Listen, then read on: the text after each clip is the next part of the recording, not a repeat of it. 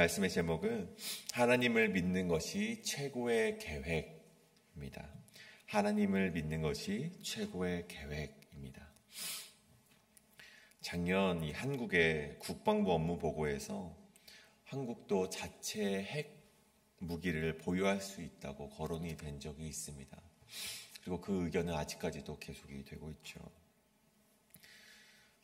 한국과 대치하고 있는 이 북한도 핵탄두를 한 50기 정도를 보유하고 있는 상황에 우리 역시 군사적인 안보와 또 세계 정책 속에서 걸맞는 위상을 우리가 가지기 위하여서 또 북한과의 전쟁을 대비하기 위해서 우리도 핵무기를 보유해야 한다라는 이 정치적인 입장과 그런 여론들이 들끓고 있죠. 제가 오늘 말씀 가운데 핵을 보유해야 된다 아니다를 말하고자 하는 것은 아닙니다. 다만 이렇게 이 땅의 사람들은 자신의 안정과 평화를 위하여서 그러한 생각을 가진 이들도 있고 아니면 그렇지 않아야 된다라고 생각하듯 생각이 다르고 저마다의 계획이 있다는 것입니다. 물론 미래를 향한 어느 정도의 대비와 계획을 세워나가는 것은요 굉장히 좋은 것입니다. 하지만 사람의 인생이 어디 그 계획대로 흘러가게 됩니까? 우리가 그렇지 않음을 우리 성도님들께서 살아온 인생을 되돌아보며 이미 깨닫고 있음을 알고 있습니다. 성경에서도 사람의 인생이 계획대로 흘러가지 않음을 이미 이렇게 기록이 되어 있지요. 야곱을 보십시오. 자신의 축복된 삶을 위하여서 에서에게서 장자권을 뺏어오지 않습니까? 그러면 그 인생 전부가 축복된 인생이었습니까? 물론 한편의 시선으로 보자면 축복이라고 말하는 사람이 있을지 모르겠지만 그 결과는 오랜 세월 동안에 고생을 하고 도망을 가게 되고 삼촌을 통해 사기를 당하게 되고 또 마음의 불안감을 짊어지고 살아가는 삶이 그의 삶에 펼쳐지지 않았습니까? 우리 하만이라는 사람을 보십시오. 이 하만이라는 작자가 유다 민족 전체를 말살하고자 하는 계획을 세우게 됩니다. 이 바사 제국의 총리 대신이니 그 계획에 얼마나 힘이 있었겠습니까? 자신이 계획한 것을 반드시 이루었던 것이 하만이었습니다. 근데 그의 말로가 어떻습니까? 그 계획대로 됩니까? 그렇게 되지 않죠. 모르드게를 죽이려고 했던 그 교수대 위에 죽임을 당한 것이 바로 하만의 말로였습니다. 그렇다면 반대의 상황을 보십시오. 인생의 원대한 계획을 세웠던 것은 아니었습니다.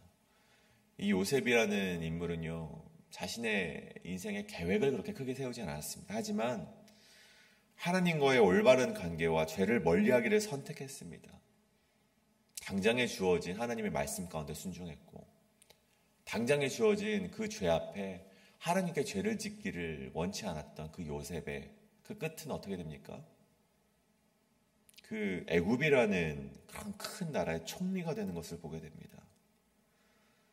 또한 큰 계획은 없었지만 느부갓네살의 왕의 진미와 포도주로 자신이 더럽혀지는 것을 거부했던 다니엘은요, 날마다 하나님께 기도를 올려드렸던 그 다니엘은 생명이 보존됨을 경험했다는 것입니다.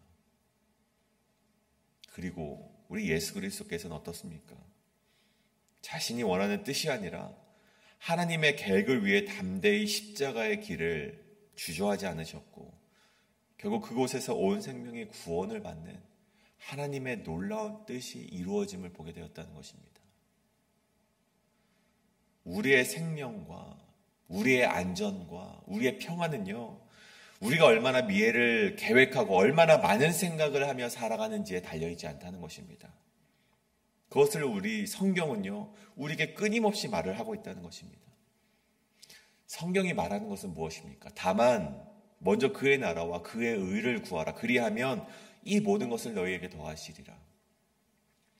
이 말씀처럼 오늘도 하나님의 곁에 서서 그의 나라와 그의 의를 구하며 살아가는 것이, 그것이 바로 지혜이며 인간이 가질 수 있는 최고의 계획이라는 것입니다. 어제 말씀에 이어서 왜 자꾸 요한안이 애굽으로 피신하고자 합니까? 애굽이라는 나라는 이 전쟁으로부터 멀리 떨어져 있는 나라이고 바벨론의 심판에서 안전할 것이라고 요하난이 생각했기 때문입니다. 요하난은 유다 백성들과 그곳으로 가서 평화롭게 살고자 스스로 생각하고 계획을 했다는 것이죠. 하지만 오늘 하나님 보십시오. 하나님은 요한왕과 다른 하나님의 그 평안의 계획을, 안전의 계획을 세우고 있음을 예레미야를 통해서 말씀하셨다는 것입니다. 오늘 이 말씀을 함께 나누고자 할 때, 함께 나누게 될 때, 우리 역시 이 바벨론의 침공이라는 풍전등화와 같은 상황 속에서 그러한 상황이 요한왕 앞에 펼쳐졌는데, 그러한 상황이 우리 앞에 펼쳐졌을 때 내가 생각한 계획과 내가 생각한 이 문제의 해결점들을 내려놓을 수 있는 결단이 우리 성도님들에게 함께 하시길 간절히 축복합니다. 그리고 그렇게 내려놓으셨다면 나의 문제를 온전히 하나님께만 맡겨드릴 수 있는 그 겸손함을 우리가 함께 말씀 가운데 깨달으실 수 있는 놀라운 은혜가 이 시간 가운데 함께 하기를 간절히 소망합니다.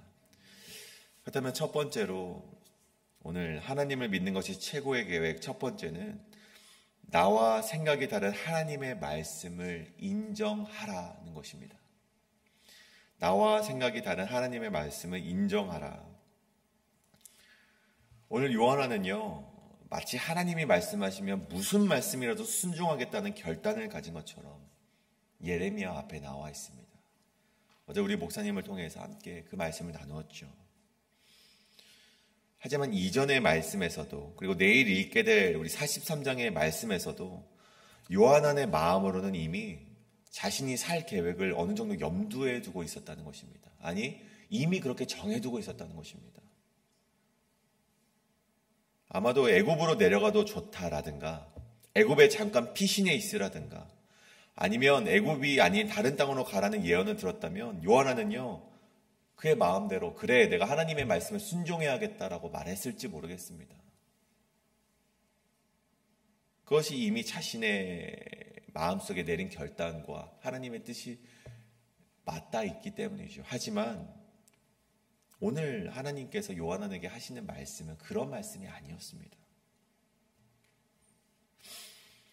제가 이 팀 켈러라는 우리 목회자가 지은 책 중에 내가 만든 신이라는 책을 읽은 적이 있습니다. 그 내용은 책의 제목처럼 이 땅에는 정말 만들어진 가짜의 신들이 정말로 너무나도 많다는 것이죠. 이런 이야기가 있습니다. 눈에 보이는 목상이나 신상만 우상이 아니다. 우리 마음속을 지배하는 모든 것이 가짜 신들인데 그렇게 내 입맛에 맞게 신들을 만들어내서 그 신을 믿고 내가 짜집어 놓은 말씀에만 순종하는 것이 인간이라는 것입니다. 그리고 그 책에서 팀 켈러는 또한 이런 말을 합니다. 우상이 가짜의 신들이 우리의 마음을 장악하면 결국 성공과 실패와 행복과 슬픔의 정의가 변질이 되어버린다. 우상이 궁극적인 궁극적인 정의가 되어버리면 거기에 방해되는 모든 것은 악이 되어버린다. 결국 악을 선이라 말하고 선을 악이라 하는 일들이 우상 때문에 가짜 신 때문에 가능해진다. 이렇게 기록이 되어 있더라고요. 오늘 예레미야를 통해서 하나님이 요한에게 말씀하는 바가 무엇입니까? 19절에 정확히 기록되어 있죠. 애굽으로 내려가지 말라는 것입니다. 유다의 남은 자들아, 여호와께서 너희를 두고 하신 말씀에 너희는 애굽으로 가지 말라 하셨고 나도 오늘 너희에게 경고한 것을 너희는 분명히 알라. 그러시면서 애굽으로 내려가면서 당하게 될 심판을 16절, 17절, 18절에 무섭도록 기록이 되어 있습니다. 여러분, 이 말씀을요, 하나님을 선으로 여기는 자라면, 하나님을 정의로 여기며 살아가는 자들이라면, 그래, 죽어도 바벨론의 손에 죽을지언정 애굽은 내려가면 안 되겠구나. 이렇게 결단의 모습을 보이는 것이 참된 그리스도인이라는 것입니다. 참된 하나님의 백성이라는 것이죠. 하지만 머릿속에 생각이 많고, 하나님이 아닌 다른 두려움이 많고, 말씀이 아닌 세상의 소리에 귀를 열어놓을 때 우리의 반응이 어떻습니까? 이 하나님의 말씀을 거짓으로 여기게 되고 순종하지 않고 하나님의 말씀을 악으로 여기는 것이 그런 저들의 죄인의 모습이라는 것입니다. 우리 안에 있는 여러 가지 생각은요, 여러 가지 계획은요, 번잡한 생각은 결국 하나님의 말씀을 순종하지 못하게 만든다는 것입니다. 우리 키에르케고르라는 이 철학자가 있습니다. 그는요, 순종에 대해서 이렇게 말을 합니다. 당신이 하나님께 무조건적으로 순종을 하게 된다면 당신 안에는 어떠한 애매함도 없어지게 됩니다. 사탄의 모든 교활함과 시험의 덫이 결코 공격할 수 없는 한 가지 단순함은 단순하게 순종하는 것으로부터 나오게 됩니다. 이런 말을 했습니다. 오늘 말씀을 보십시오. 하나님의 명령과 하나님의 말씀은 애매모호하게 오지 않는다는 것입니다. 하나님의 말씀은 분명하게 우리에게 주어진다는 것입니다. 애매모호한 것은요, 하나님의 말씀이 아니라 우리의 생각과 우리의 결단이라는 것이죠. 17절을 보십시오. 무릇 애굽으로 들어가서 거기에 머물러 살기로 고집하는 모든 사람은 이와 같이 되리니 곧 칼과 기근과 전염병에 죽을 것인즉 내가 그들에게 내리는 재난을 벗어나서 남을 자가 없으리라. 하나님이 분명히 말씀하는 바가 무엇입니까? 너희 애굽으로 내려가면 내가 너희를 저주를 내려서 남을 자 한 사람이 없을 것이다. 분명하지 않습니까? 너희 애굽으로 가면 다 죽을 거야. 애굽으로 가지 마. 여기 남아있어. 여러분, 이 말씀을 들었을 때 우리가 행동해야 하는 것이 무엇입니까? 이 새벽 우리 머리도 잘 이제 깨어지지 않으셨지만 제가 퀴즈 하나 내겠습니다. 하나님께서 이렇게 말씀하셨다면 우리가 어떻게 행동해야 됩니까? 1번, 그래도 여지가 있을 수 있으니 다시 한번 기도해 본다. 2번, 하나님이 다른 땅으로 가는 것은 안 여쭤봤으니 피할 만한 다른 땅을 물색해 본다. 다시 한번 기도를 드려본다. 3번, 애굽으로 가지 않고 이 땅에 남아있는다. 여러분, 정답이 무엇입니까? 1번과 2번을 생각하는 것은요, 다시 기도하셔야 됩니다. 여러분, 정답은 3번밖에 없습니다. 여러분, 하나님께서 가지 말라고 하셨으면 가지 않으면 됩니다. 다른 것을 생각하는 것은요, 우리 안에 번잡함을 주는 사탄의 생각이라는 것입니다. 여러분, 예수님 역시 자신의 생각과 하나님의 말씀이 다를 때 예수님 역시 자신의 생각을 포기하셨는데 우리가 뭐라고 다른 생각을 하게 됩니까? 우리 역시 포기하지 못할 것이 무엇입니까? 예수님께서 그 길을 걸어가셨는데 우리는 다만 하나님의 말씀에 순종하면 된다는 것입니다. 여러분, 여지는 없습니다. 하나님의 생각을 따르는 그 단순함만이 우리를 살리고 우리를 참 생명의 길로 인도한다는 것을 오늘 기억하시는 은혜가 오늘 이 새벽 가운데 함께 하시길 간절히 축복하고 우리 성도님들에게 함께 하시길 간절히 소원합니다. 그렇다면 두 번째로 하나님을 믿는 것이 최고의 계획, 두 번째는 하나님의 계획은 표리부동한 자에게 있지 않다는 것입니다. 하나님의 계획은 표리부동한 자에게 있지 않다는 것입니다.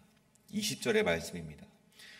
너희가 나를 너희 하나님 여호와께 보내며 이르기를 우리를 위하여 우리 하나님 여호와께 기도하고 우리 하나님 여호와께 말씀하신 대로 우리에게 전하라. 우리가 그대로 행하리라 하여 너희의 마음을 속였느니라. 이 말씀은 무엇입니까? 요한안이 그냥 하나님께서 하시는 말씀을 정말 믿겠다는 것이 아니라 한번 찔러봤다는 것이죠. 정말 하나님의 말씀이 나와 맞다면 내가 듣겠지만 하나님의 말씀이 나와 다르다면 내가 듣지 않겠다. 너희가 그렇게 너희의 마음을 속였다라고 말한 예레미야 말씀입니다. 여러분, 표리부동이라는 사자성어가 있습니다. 다 잘 아시는 사자성어죠. 겉과 속이 같지 않다는 뜻으로 속마음과 다르게 말하거나 다르게 행동하는 것을 가리켜서 이 표리부동이라고 합니다. 마태복음 21장에서 예수님께서 이러한 비유를 하십니다. 어떤 사람에게 두 아들이 있는데 맏아들에게 말하되 오늘 포도원에 가서 일하라 말하니 이 맏아들이 아버지 제가 가겠습니다 라고 말은 하지만 가지 않은 것이 맏아들이었다고 하고 둘째 아들에게도 동일하게 그렇게 말을 했는데 그 둘째 아들은 싫습니다라고 말했지만 뉘우쳐서 그 행동은 가서 포도원에서 일을 했다는 그런 예화를 예수님께서 제자들에게 말씀하셨습니다.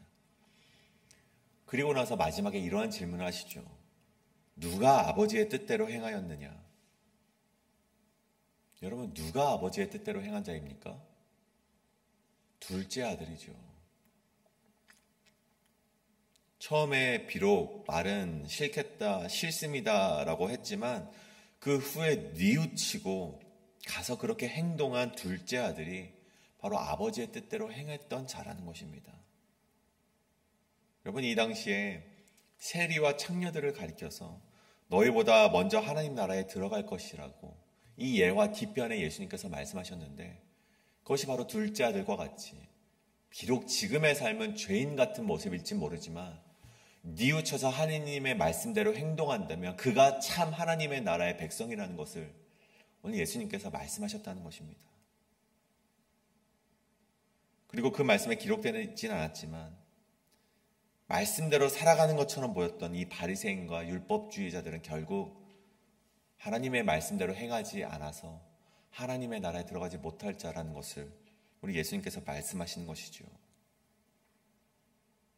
예수님의 이 예화가, 예수님의 이 말씀이 우리에게 주는 교훈은 무엇입니까?